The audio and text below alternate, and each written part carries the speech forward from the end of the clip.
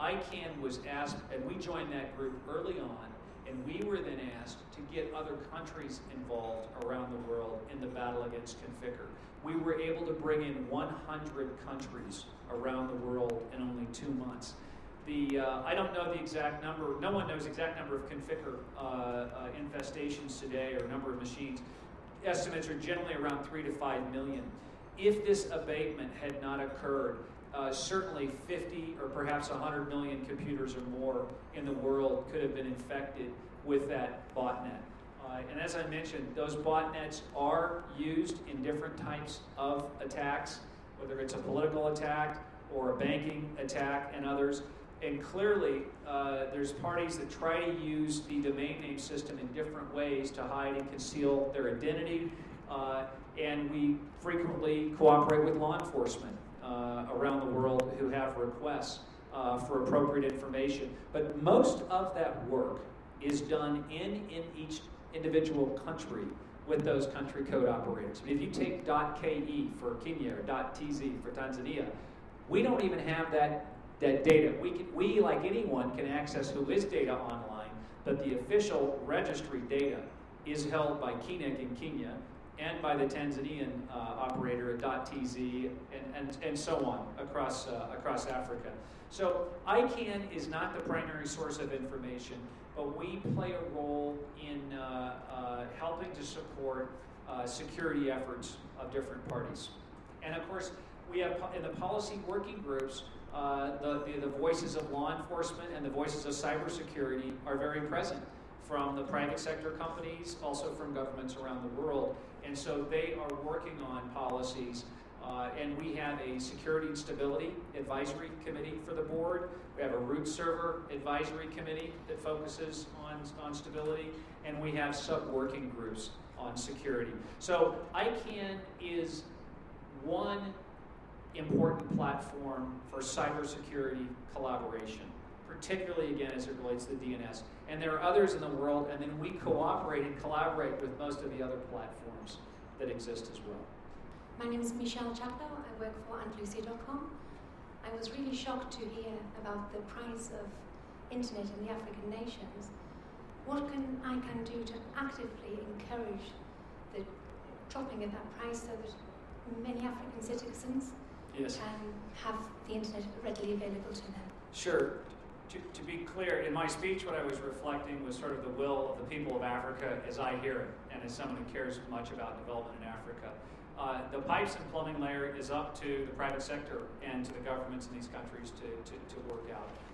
The only thing we can do is do our best to continue to serve the domain name system operators, the provision of IP addresses as they needed to build out networks. Whenever you build out a new network and add devices, you need IP addresses, and to continue to liberalize the domain name. And otherwise, I think that as a part of the ecosystem, we're an advocate for spreading the internet everywhere, but it's not directly in the set of actions that we take. Thank you. Anyone else? Any other questions? Yes. Hi, my name is Michael Lomo from East Africa. Now, just one question. What can ICANN do to, encourage the use of internet in Africa, considering that currently we have only about 3%? Sorry, we've got air conditioning going on just above us, so we're having trouble hearing. Could you just say that again, only a bit louder? Thank you. Thank you. What can ICANN do to encourage internet use in Africa, considering that currently we only have 3% internet users? And related to that, you are talking of IPv4 could cover 4 billion names, which I'm sure Africa has very little of that 4 billion. Do you think the continent is ready for IPv6? And will it really benefit? Sure. The first thing I would comment on is Afrinic has received all the IPv4 addresses that it's asked for according to the policies that are established by the 5 RIRs. They have a very clear set of policies, and Afrinic is treated equally with all of them. So however addresses have been allocated since Afrinic was created, that process has been consistent. Now clearly, when you have fewer internet devices in a continent, then you have fewer addresses that you've used, okay? So the historic consumption in Africa has been lower. But again, that should not be a concern. There's more than enough IPv6 addresses. Secondly, there's a lot of movement in the industry to be more efficient in how they're using IPv4 addresses, so there can continue to be IPv4 address space availability for some period of time. Let me pick up a bit of that, if I may. Again, we've got to be careful that we don't stray into the application layer. So it's not ICANN's job to do content or putting things up on the internet or encouraging use. But what we can do, and what we try to do, is make sure we do our bit in our layer that Rod described very well.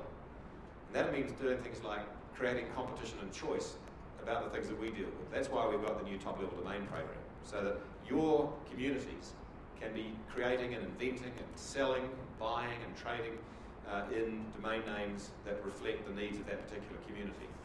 And a portion of that, a subset of that, is of course switching out of having to do it entirely in English.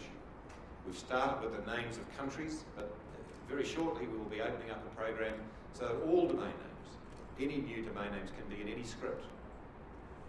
We do it by making sure that the bit that we do works well. So we've got a goal of 100% uptime of the DNS. So that's how we do it, by making sure that all the bits that we're responsible for go well. The other thing we do is by doing it by bottom-up processes, so that if you've got a need in your community, if you want a policy in relation to the internet that reflects and affects your community, you can come to ICANN and make sure that policy happens. And the other thing we do is we do everything completely transparently.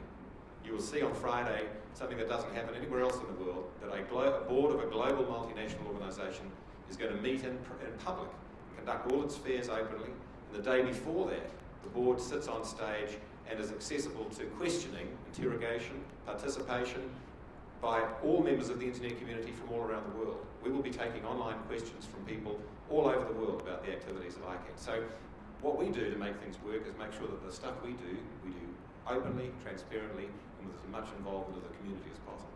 And let me give you one small example of where we can help on that middle layer that helps build out the system in Africa.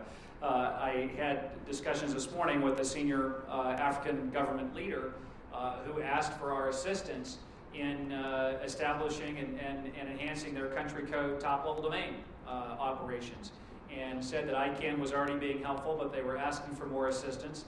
And I assured the gentleman that we would do everything we could to provide the support that they needed. So that, because for a country and for a people and an internet community to have a country code operator, it does require some level of technical support. And ICANN does not operate those registries. Those are all operated independently, but we can help provide support, training, capacity building, etc., so that operators can be successful. In the same way, we're doing that in Africa now on cybersecurity and building up the dialogue, and it's a two-way exchange. There's a lot of experience here that the rest of the world can learn from as well. We've got time for about one more question. Does anybody have one last question? Brad, if there is one, let me perhaps just wrap up the last point on that last point. And that is, although ICANN doesn't actually address these things, the fact is that at an ICANN meeting, there are a lot of very talented, very skillful people that are active in all parts of the internet ecosystem. So while they're here addressing issues inside the ICANN mandate, many of them are also doing a lot of other things. So there's a whole lot of associated meetings around ICANN where members of the business community, members of the intellectual property community are meeting with local business to develop local business opportunities. So we do find that the fact of an ICANN meeting and all the talent from all over the world that comes in various areas is then available for the various regional and local communities to draw on. And we find that, in fact, when we've been to a place, we go back a year or so later, we find there's been a lot of incubation, a lot of exchange of ideas, a lot of development comes from this concentration of talent that sort of happens around an ICANN meeting.